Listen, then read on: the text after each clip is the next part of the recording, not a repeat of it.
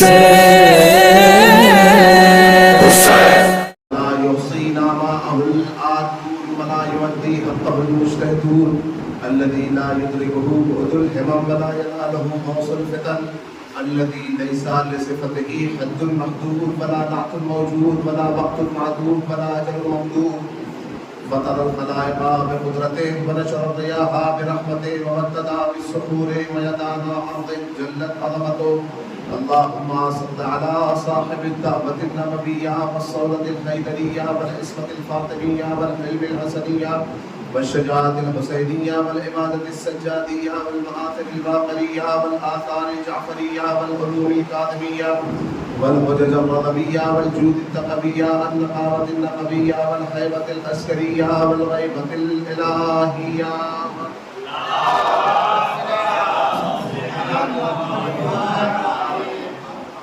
أما بعد فقد قال الله تبارك وتعالى في القرآن الكريم وقوله الحق وهو أصدق القائلين بسم الله الرحمن الرحيم ولكل أمة أجل فإذا جاء أجلهم لا يستغفرون ساعة ولا يستقدمون. صلوات محمد.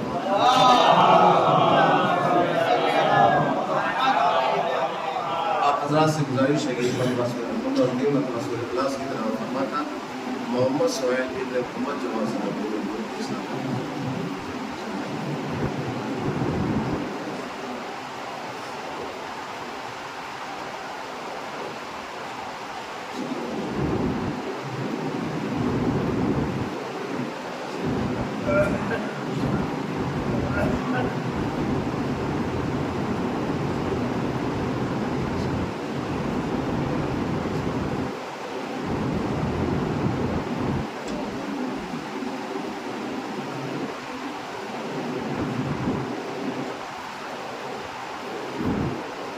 سلوات پڑھیں محمد والے.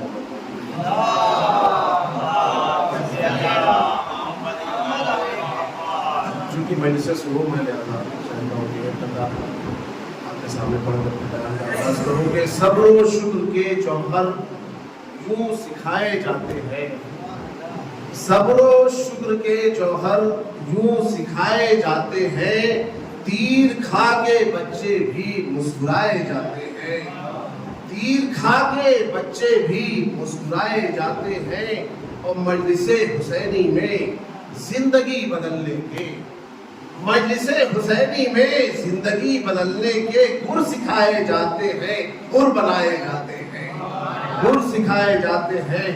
گر بنائے جاتے ہیں. عزیزان محترم اور اللہ کے زمین احترام، جس آئے معافی ہدایت کی تلاوت کا شرف میں نے اپنے عنوان بیان موت کیا ہے اس کے لیے سورہ مبارکہ اعراف کی آیت نمبر 34 نمبر آیت میں تلاوت کا شرف حاصل کیا، جس میں اللہ تعالیٰ بغیر کسی استثناء کے، بغیر کسی کو جدا کیے ہوئے ہر ایک کے لیے بمانگے تو حل اعلان کر رہا ہے کہ وَلِكُلِّ أُمَّةٍ اجل. یاد رکھو کہ ہر امت کے لیے، ہر قوم و ملت کے لیے موت یقینی.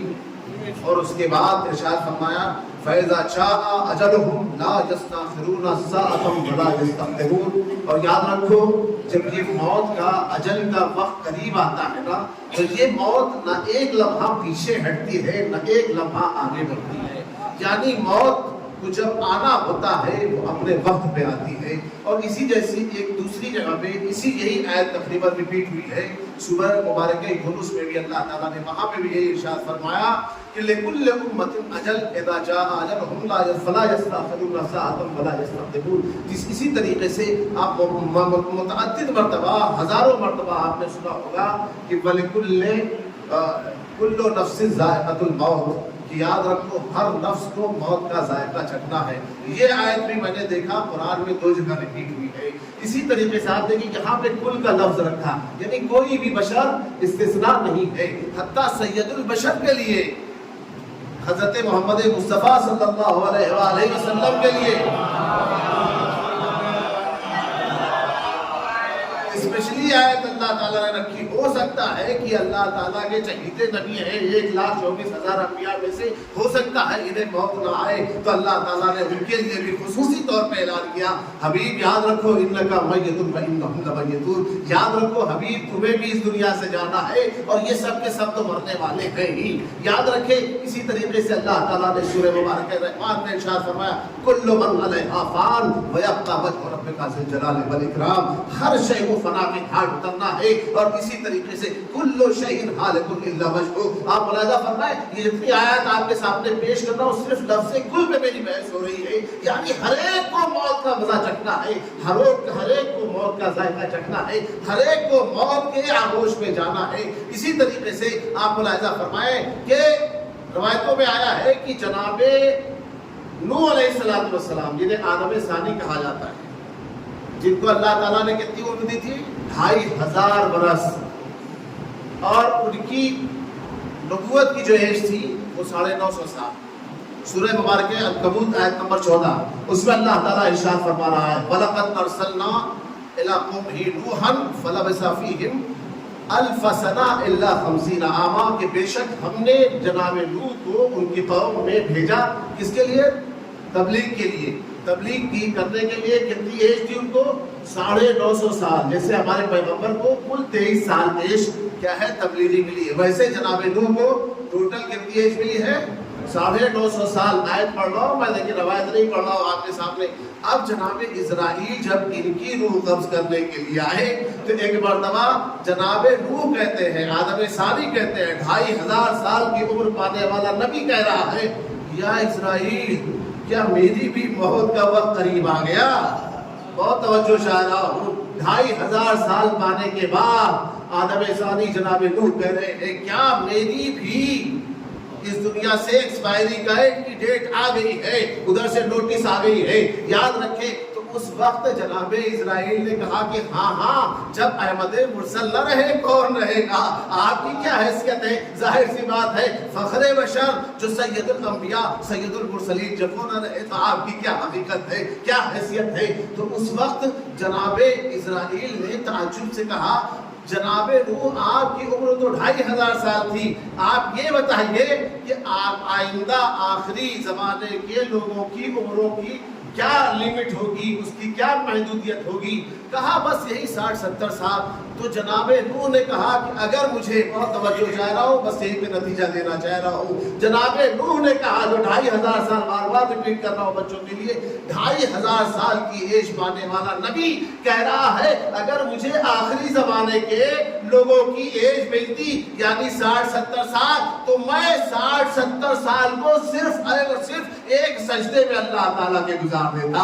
اسی لیے اللہ تعالیٰ نے کہا وَاعْبُدْ رَبَّكَ حَتَّىٰ يَأْتِيَكَ الْيَقِينُ، یعنی تم اپنے پروردگار کی اتنی عبادت کرو کہ تمہیں یقین آ جائے یعنی موت آ جائے. ایک صلوات پڑھے محمد محمد.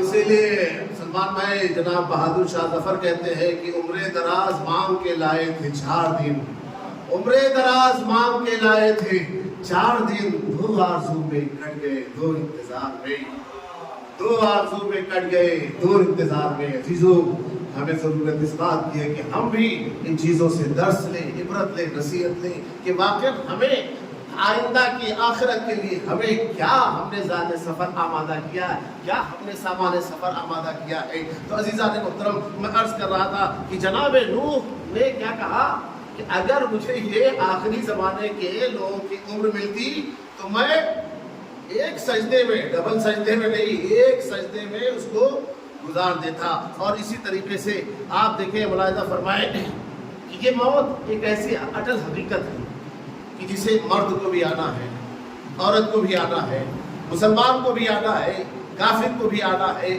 مریض کو بھی آنا ہے، صحت مند کو بھی آنا ہے، چلتے پھرتے ہوئے انسان کو بھی آنا ہے، سوتے ہوئے انسان کو بھی آنا ہے. اسی لیے کہا گیا ہے الموت اخو النوم، النوم اخو الموت، کہ نیند جو ہے وہ موت کا بھائی. یعنی انسان کیا ہوتا ہے؟ سوتا ہے تو ظاہر سی بات ہے پھر اس دنیا میں نہیں رہتا. اچھا آپ بتائیے واقعہ اگر آپ سے کوئی پوچھے کہ آپ دقیق ٹائم بالکل پرفیکٹ ٹائم آپ بتائیے کہ کل رات کی بات کر رہا ہوں، ہر رات کا میں حساب کرنے والا نہیں. ایک سلوات پڑھے محمد و آل محمد پر. آپ میں سے ہے کوئی جو دقیق بتائے کہ میں اتنے بج کے اتنے منٹ اتنے سیکنڈ میں مجھے نیند آئی؟ کیوں؟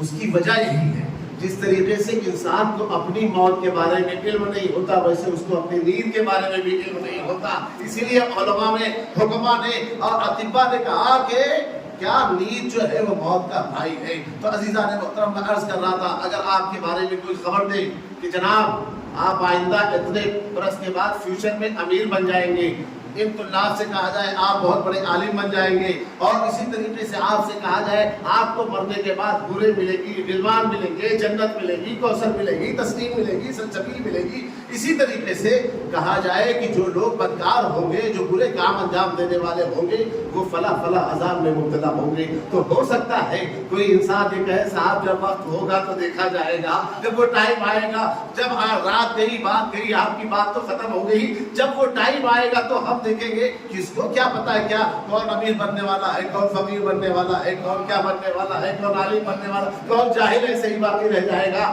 عزیزان محترم، لیکن ایک موت ایسی حقیقت ہے جس کے لیے ایک ممیز بچہ بھی، جو سب سے چھوٹا بچہ ہے، اگر آپ اس سے بھی پوچھ لیں اور اس کی نفسیات اور اس کی نفسیات کا مطالعہ کیجئے، اگر ماں باپ کوئی بات اس سے کہلوانا چاہے اور وہ انکار کرتا جائے تو آپ کو ایک بات کی دھمکی دیتا ہے، ابھی میں چلا جاؤں گا، مر جاؤں گا. مطلب یہ ہے کہ بچے کو بھی اس موت کے بارے میں اتنا یقین ہے کہ بڑے بڑے عالم کو بھی اس کا یقین نہیں ہوتا. ایک صلوات پڑھے محمد و آل محمد پر.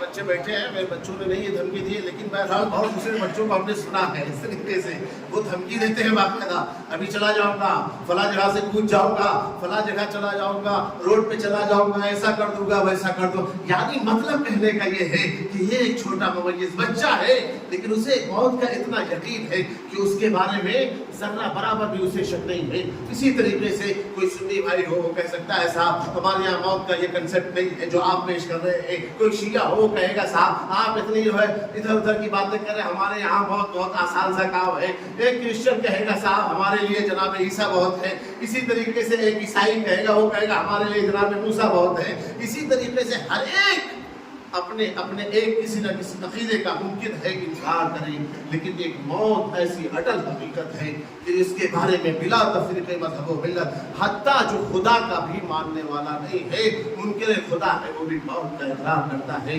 عنوان گفتگو ذہن میں ہوگا موت کیا ہے. اس سلسلے میں آج چاہتا ہوں آپ کے سامنے کچھ باتیں عرض گزار کروں. اور اسی طریقے سے آپ دیکھیں خدا موت دیتا ہے، موت جب دیتا ہے تو ساتھ ساتھ اس کی نشانیاں بھی دیتا ہے. بہت توجہ چاہ رہا ہو. جیسے اللہ تعالیٰ نے ہمارے آخری امام کے بارے میں فرمایا ہے کہ وہ پردہ غیب میں ہے، اسی طریقے سے جب وہ ظہور فرمائیں گے تو فلاں فلاں فلاں فلاں نشانیاں ظاہر ہوں گی، علامات ظہور. پورا ایک مستقل سبجیکٹ ہے خمسے عشرے کا، میں اس موضوع میں نہیں جانا چاہتا، لیکن فی الوقت میں یہ بات کرنا چاہتا ہوں اللہ تعالیٰ جب کسی کو موت سے قریب کرتا ہے تو آثار موت بھی دیتا ہے. نہیں بلکہ آثار موت کو انسان کی باڈی پر، انسان کے جسم پہ بٹھاتا بھی ہے. آپ کہیں گے مولانا صاحب کیسی باتیں کرتے ہیں؟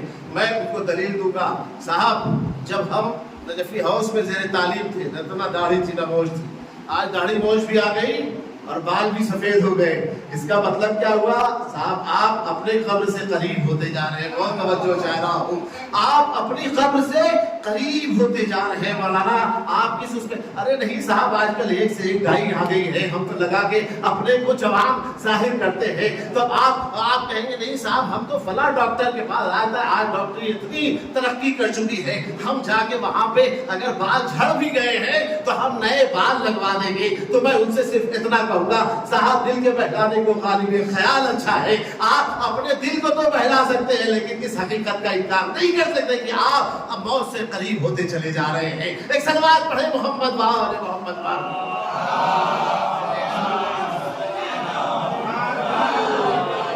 اسی لیے جناب حضرت موہانی کہتے ہیں ہر نفس یعنی ہر ساتھ ہر نفس عمر گزشتہ کی ہے حسرت فانی زندگی نام ہے مر مر کے جیے جانے کا. اور میرے مولا نجم البلاغہ میں ارشاد فرماتے ہیں نفس المرء خطا الی اجلہ، کہ یاد رکھو انسان کی ایک ایک سانس اسے اس کی موت سے قریب کر رہی ہے. سورہ مبارکہ انشقاق میں اللہ تعالیٰ ارشاد فرمایا یا ایھا الناس، اے لوگو تم کس غفلت میں پڑے ہوئے ہو. یا ایھا الناس انک قادر الی ربک قدحا فملاقی، اے لوگو یاد رکھو کہ تم اپنے پروردگار سے ملاقات کی تک و تو میں لگے ہوئے ہو، لیکن تم خواب غفلت میں پڑے ہوئے ہو. یاد رکھو تم بہت جلد اللہ تعالیٰ سے ملاقات کرنے والے ہو. اب یہ اور بات ہے، کوئی اللہ تعالیٰ سے ملاقات کا دل سے خواہش ہوتا ہے، کسی کو زبردستی کھینچ کے لے جایا جاتا ہے. ایک صلوات پڑھے محمد وآل محمد پر.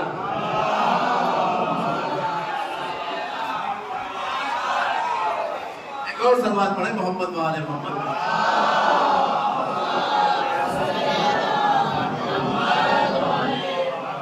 دیکھیے موت کے بارے میں مختلف تصورات ہیں کہ موت کیسے آتی ہے. میں نے کہا موت کیا ہے میرا عنوان گفتگو ہے، لیکن اب آج آپ کے سامنے یہ بتانا چاہ رہا ہوں کہ موت کیسے آتی ہے.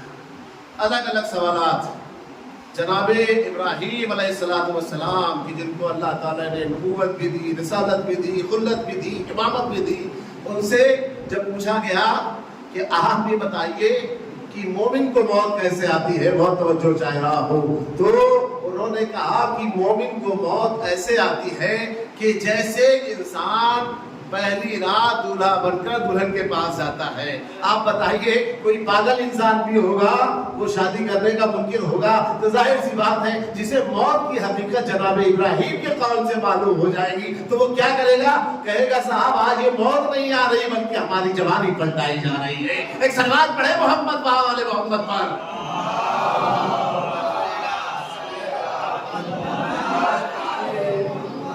اور جناب موسیٰ سے سوال کیا گیا یا موسیٰ کلیم اللہ آپ یہ بتائیے کہ ایک گنہگار انسان کو موت کیسے آتی ہے. یہی نتیجہ دینا چاہ رہا ہوں. ایک گنہگار انسان کو موت کیسے آتی ہے؟ تو انہوں نے کہا کہ جیسے ایک جانور کی کھال کو اس کے جسم سے نکالا جائے، اس طریقے سے ایک گنہگار انسان کی موت آتی ہے. اور اسی طریقے سے جناب ختم مرتبہ حضرت محمد مصطفیٰ صلی اللہ علیہ وسلم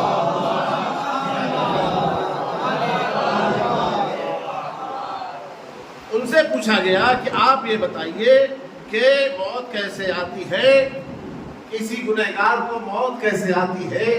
تو آپ نے فرمایا کہ ایسے جیسے کسی ریشمی کپڑے کو ایک خاردار جھاڑی پر، خاردار درخت پر ڈال کر اس کپڑے کو کھینچ لیا جائے، اس طریقے سے ایک گنہگار کی موت آتی ہے.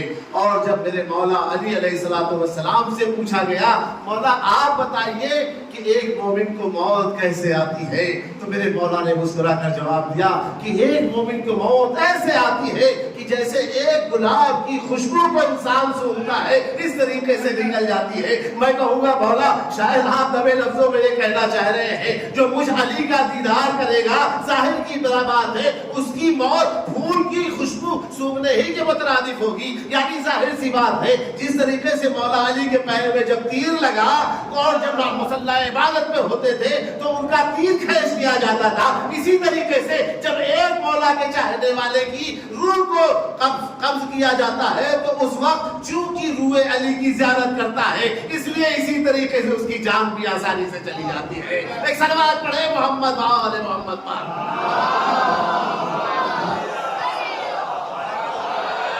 تو آپ نے ملاحظہ فرمایا کہ روح کبھی خاردار جھاڑی پہ ایک کپڑے کو اگر ڈال دیا جائے اور اس کو وہاں سے اٹھایا جائے کسی کی روح اس طریقے سے نکلتی ہے. لیکن ہمارے یہاں کیا ہوتا ہے اتنا ڈرا دیا جاتا ہے، اتنا دبا دیا جاتا ہے، اتنا دھمکا دیا جاتا ہے کہ مومن بھی جو ہے وہ کیا کرتا ہے تڑپنے لگتا ہے، مولا کا چاہنے والا بھی گھبرانے لگتا ہے. تو عزیزان محترم آپ دیکھیے اور ملاحظہ فرمائیں لیکن میرے مولا نے کیا کہا اسی لیے کہا تھا یا آر رمضان من یمتیرنی کانا مومنا او منافقا قبلا. یعنی یاد رکھو جو شخص بھی مومن ہو چاہے منافق ہو مجھ علی کی زیارت ضرور کرتا ہے. اب ظاہر سی بات ہے اگر مومن ہوگا تو اپنے مولا کی زیارت کر کے خوشی خوشی اپنی جان دے دے گا. اور اگر منافق ہوگا جو جلتا رہا وہ آخری وقت میں جلتا ہوا اپنا ٹھکانے میں پہنچ جائے گا. ایک اور صلوات پڑھے محمد وآل محمد وآل.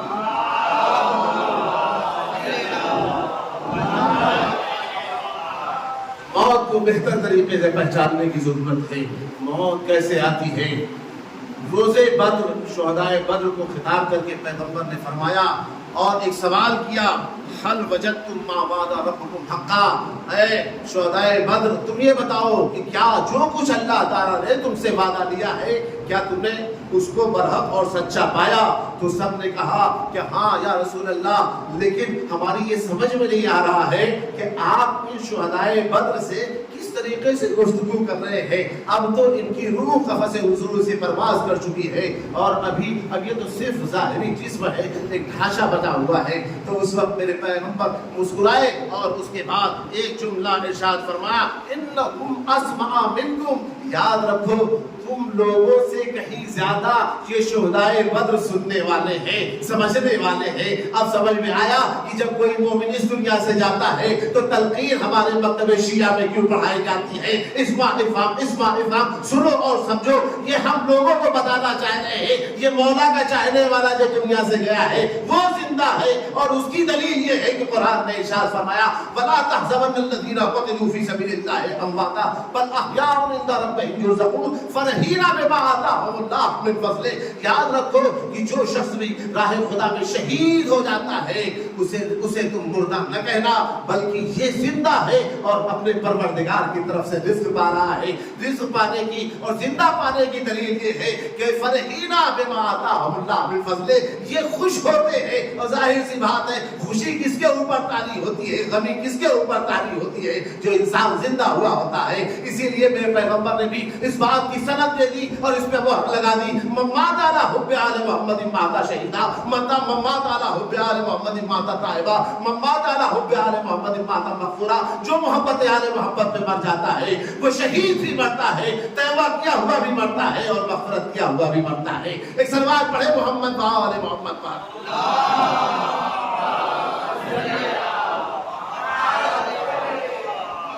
نہیں عزیزو، کربلا سے مجھے ربط دینا ہے. بات صرف یہیں تک نہیں رکے گی شہدائے بدر سے، بلکہ سید الشہداء.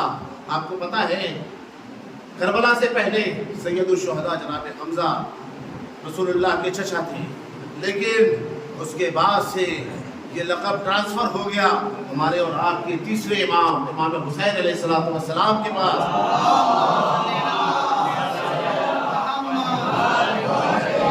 انہوں نے بھی اپنے اصحاب کو روز عاشور موت کی حقیقت کیوں سمجھائی کہ تم موت سے نہ گھبراؤ، اس لیے کہ موت ایک پل کا نام ہے جس سے تمہیں گزر کر دنیا کی بلاؤں سے، دنیا کی مصیبتوں سے اور اسی طریقے سے دنیا کی جتنی بھی پریشانیاں ہیں ان سب سے نجات پا کر کے تمہیں جنت کی نعمتوں میں، جنت کی دائمی اور ہمیشہ رہنے والی نعمتوں سے سرفراز ہونا ہے. اب بتاؤ تم میں سے کوئی ایسا ہے کہ جو اس وقت موت کو گلے نہ لگائے؟ تو اس وقت راوی کہتا ہے کہ میں نے دیکھا کہ ایسے اصحاب تھے جو کہہ رہے تھے کہ مولا اگر مجھے 70 مرتبہ آپ کے ساتھ مارا جائے اور اس کے بعد پھر جلایا جائے، پھر مارا جائے، پھر اسی طریقے سے اٹھایا جائے تو میں ہر وقت آپ کے ساتھ رہوں گا اور اس مر مٹنے کے لیے تیار ہوں. نہیں، بلکہ بعض اصحاب حسینی تو ایسے تھے جو کہنے لگے نہیں مولا 70 کیا 1000 مرتبہ بھی اگر مجھے آ کے راہ میں خدا کی راہ میں جلایا جائے، مارا جائے تو ہم کبھی بھی ایک قدم پیچھے ہٹنے والے نہیں ہیں. ایک صلوات پڑھے محمد وآل محمد پر.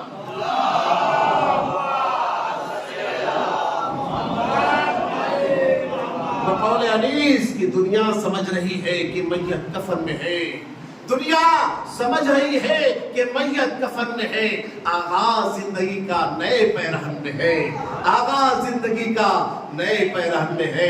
عزیزو دیکھیں میرا کام یہ ہے کہ کبھی کبھی کیا کروں، تبلیغ کروں، کبھی کبھی اچھی باتیں بتاؤں، کبھی کبھی فضائل سنو، کبھی کبھی آپ کو آخرت کی تیاری کراؤ. ظاہر سی بات ہے یہ وہ موقع ہے کہ جس کے لیے مجھے آپ کو آخرت کی تیاری کی طرف بھی متوجہ کرنا ہے. ہمارے اور آپ کے پہلے امام حضرت امام علی بن ابی طالب علیہ السلام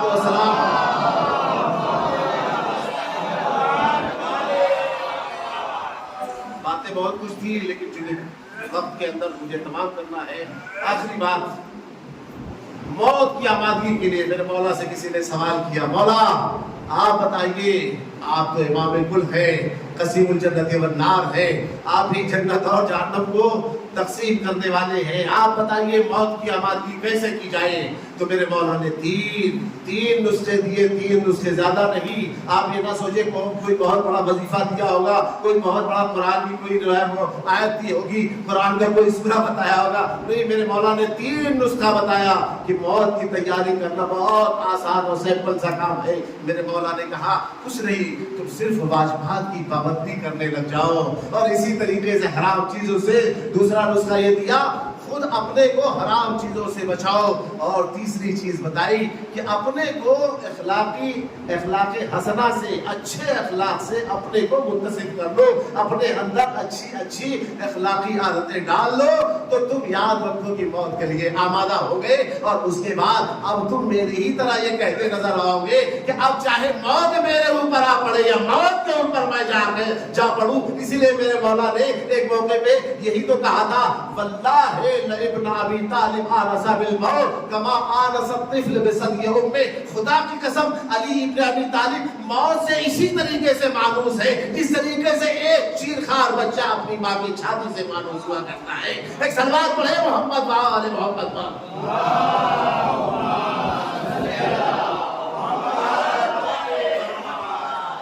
اور دیکھیے ہمارے یہاں ہوشیار ہونے کا معیار الگ الگ ہے، جو جس کو جتنا ٹوپی پہنا لے۔ اب ظاہر سی بات ہے یہ اصطلاح ہے، اس کے آگے تو نہیں جاؤں گا، ورنہ تو اگر لوگ پہنانا چاہیں نا اس سے بڑا بڑا پہنا دیں۔ اور صلوات پڑھے محمد و آل محمد پر۔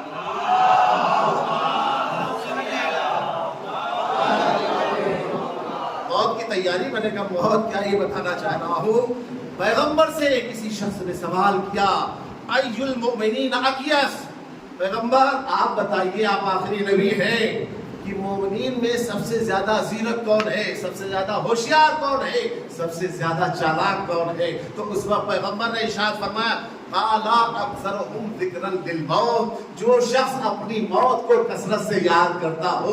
اسی لیے علماء اخلاق نے کہا کفا بالموت واعظا، تمہارے واعظ و نصیحت کے لیے ہم جیسے مولوی ملا کا واعظ و نصیحت نہیں چاہیے، تم اگر ذکر موت کر لو تو تمہارے لیے یہی بہت کافی ہے۔ اور اس کے بعد مزید پیغمبر نے ارشاد فرمایا، اکثرهم ذکرا للموت واشدهم له استعدادا، اور ان میں سے سب سے زیادہ جس کے اندر استعداد ہو، صلاحیت ہو، کیپیسٹی ہو نیک اعمال کو انجام دینے کی، یہ انسان سب سے زیادہ کیا ہے، وہ ہوشیار ہے۔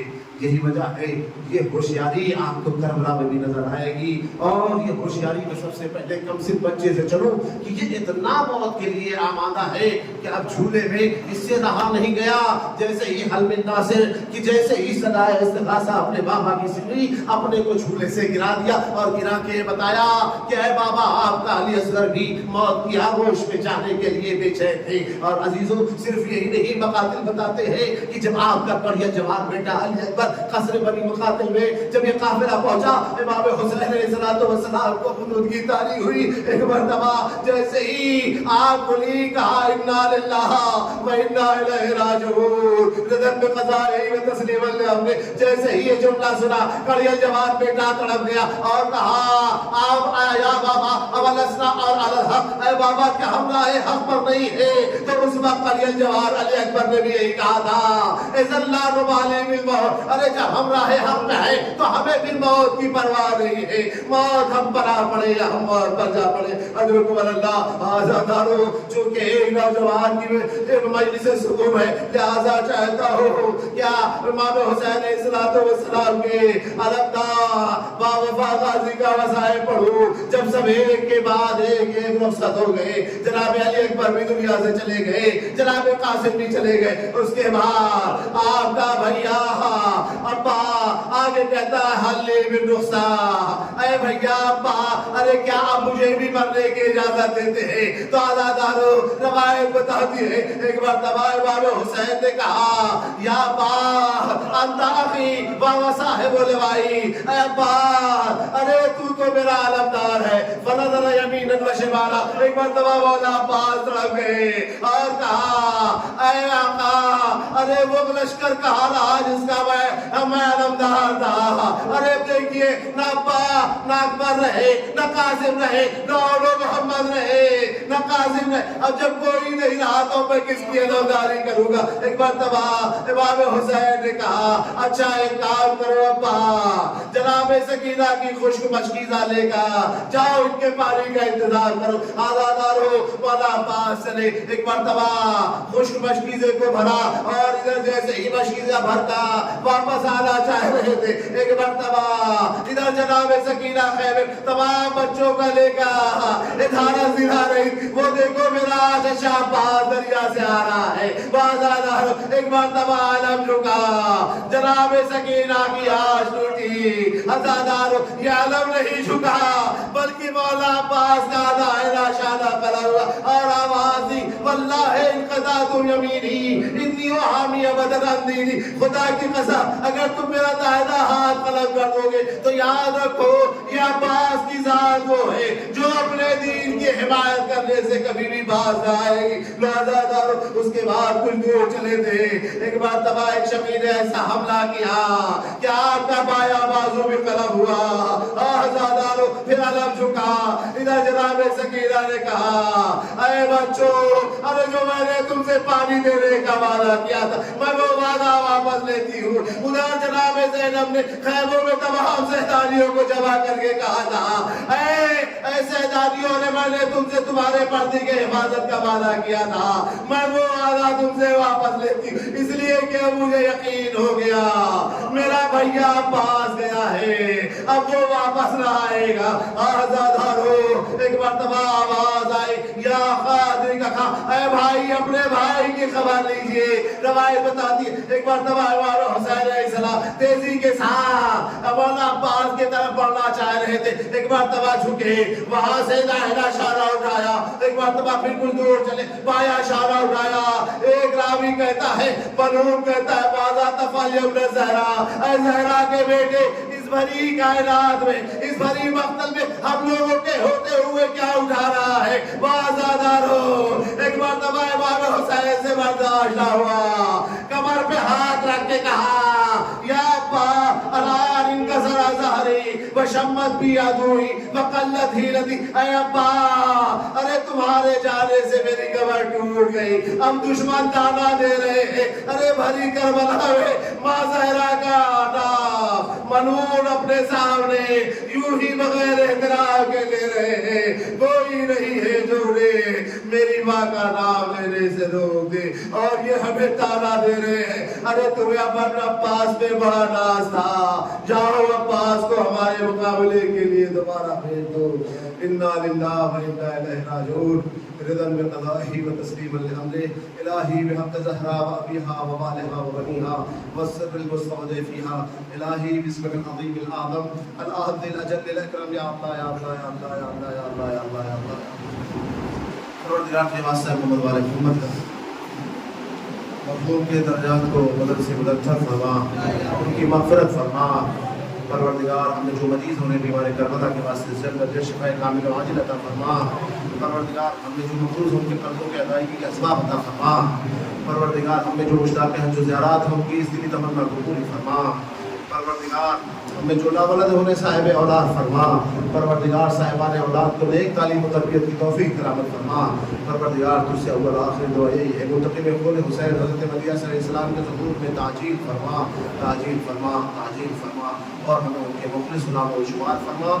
ربنا تقبل منا انک انت السمیع العلیم. حضرات سے میری مرتبہ گزارش ہے ایک سورہ الحمد 3 مرتبہ سورہ اخلاص کی قرأت فرما کر جناب محمد سہیل ابن محمد جواد اور اسی طریقے تمام مومنات اور جن کو کوئی سورہ فاتحہ پڑھنے والا نہیں ہے اور اپنے مومنین و مومنات کو اپنے مرشدان کو بھی شامل فرما کر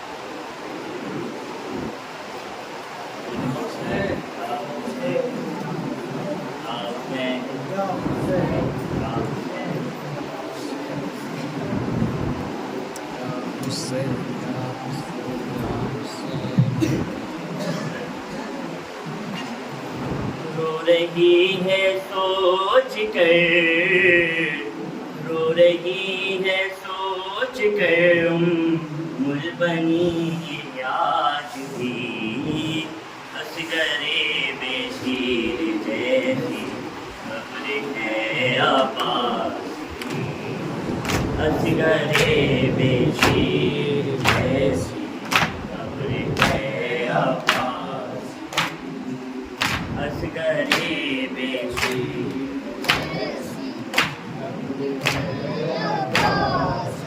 رشک کرتی تھی میں سے حیدر کرار پر، پاؤں خط دیتے تھے اس کے بیٹھ کر رہوار پر، ہائے میرے شیر کی یہ، ہائے میرے شیر کی یہ کیسی حالت ہو گئی، اصغر بے شیر جیسی قبر ہے عباس کی، اصغر بے شیر جیسی قبر ہے عباس کی، مر کے بھی اس نے نبھایا مجھ سے جو وعدہ کیا، اپنے بیٹے کی وفا پر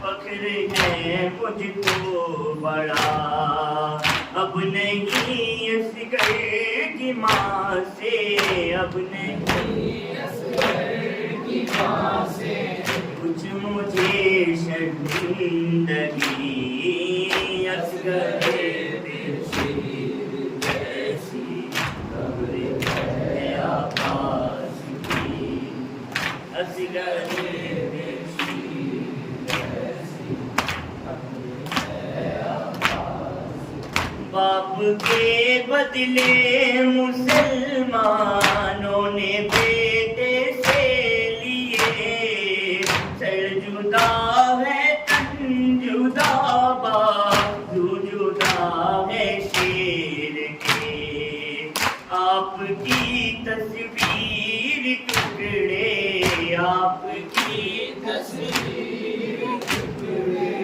ہو گئی ہے یاری، اصغر بے شیر جیسی قبر ہے عباس کی، اصغر بے شیر جیسی قبر ہے عباس کی، کون لڑ سکتا تھا اس سے، کس میں تھا اتنا جگر، سنتی ہوں 9 لاکھ نے مانگا ہے اس کو گھیر کر، لاش بھی اس کی سلامت، لاش بھی اس کی سلامت دشت میں رہنے نہ دی، اصغر بے شیر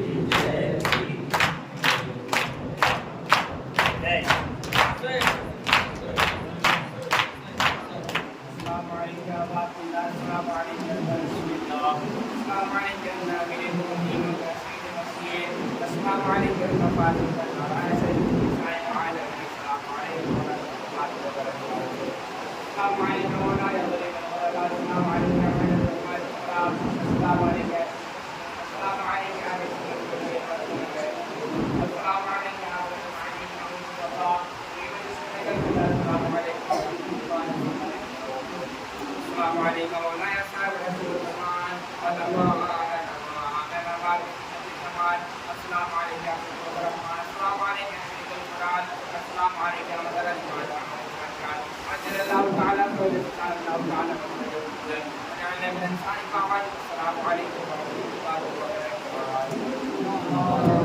اللهم صل